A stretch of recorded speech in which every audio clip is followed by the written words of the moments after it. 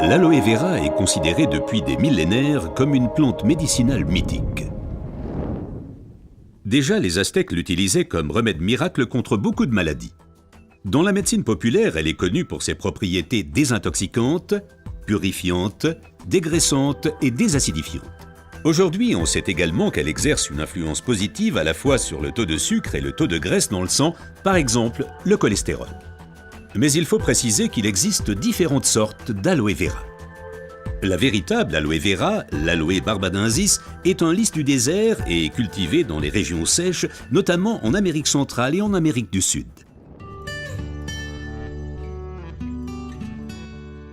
L'efficacité de l'aloe vera dépend principalement de son traitement, mais les différences se font dès la récolte. Pour éviter d'abîmer la plante, les feuilles doivent être coupées à la main. Comme la pellicule supérieure de la feuille contient de l'aloïne toxique qui protège la plante contre les animaux et a un effet laxatif pour l'être humain, il faut bien séparer l'enveloppe du gel intérieur. Le gel est du reste l'élément le plus précieux de l'aloe vera. Il contient à lui seul plus de 150 composants importants et bénéfiques pour la santé tels que vitamines, enzymes, polysaccharides et oligoéléments. Et c'est précisément cette combinaison unique, cette association de différentes substances qui entraîne l'effet médicinal. L'un des composants les plus importants est l'acémanal. Il a une influence positive sur le système immunitaire et diminue d'autre part les inflammations et les radicaux libres. Le résultat, une amélioration de l'apport en oxygène. Observons ce phénomène de plus près. Le sang assimile l'oxygène dans le poumon et le transporte à travers les vaisseaux sanguins vers les cellules. Les gros vaisseaux se divisent et deviennent de plus en plus petits pour devenir enfin des vaisseaux capillaires. Les capillaires sont les plus petits vaisseaux sanguins. C'est là qu'a lieu le transfert de l'oxygène du vaisseau sanguin vers les cellules.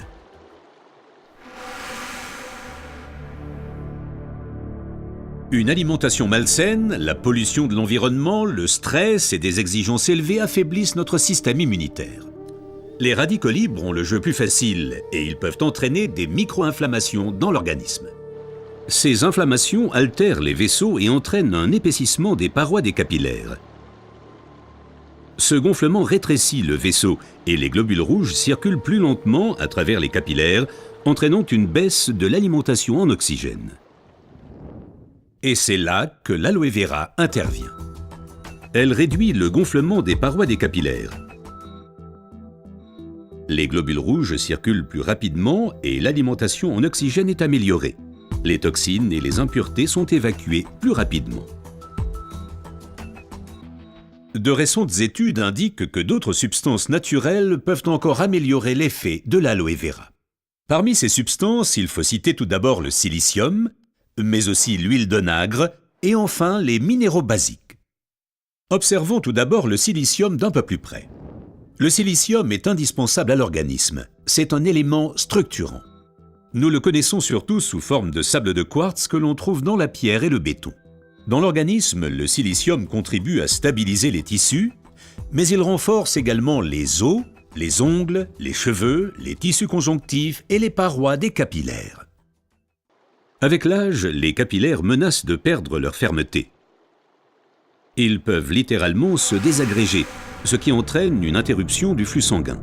Dans le pire des cas, ceci peut entraîner des incidents vasculaires cérébraux et l'infarctus. Le silicium renforce et soutient les parois des capillaires et maintient ainsi le vaisseau sanguin ouvert. Les globules peuvent ainsi continuer à alimenter les cellules en oxygène.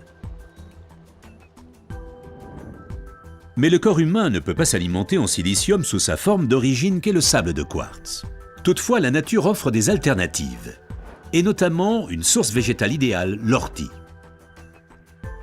Car elle est riche en silicium naturel, mieux assimilable par l'être humain. Une oxygénation optimale ne dépend pas uniquement des capillaires, mais aussi et surtout de l'état du sang. Le sang ne peut bien circuler dans les vaisseaux capillaires que s'il est suffisamment fluide. Certaines substances peuvent améliorer la fluidité du sang, l'huile d'onagre avec ses acides gras insaturés et naturellement les minéraux basiques. Les acides gras insaturés sont des fluidifiants du sang.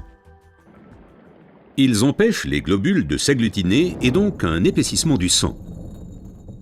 Les minéraux basiques soutiennent l'élasticité des globules rouges et facilitent ainsi leur passage à travers les capillaires.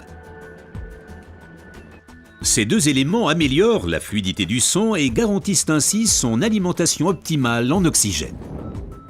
Permettez-moi de récapituler. Une oxygénation satisfaisante de nos cellules est une condition importante de notre santé et permet également de prévenir les maladies graves. L'aloe vera et son effet décongestionnant améliorent l'oxygénation. Le silicium renforce les parois des capillaires et garde le vaisseau sanguin ouvert. Cet effet est renforcé par l'huile d'onagre et aussi par les minéraux basiques. Ce que la médecine populaire savait depuis longtemps est maintenant confirmé par la recherche moderne.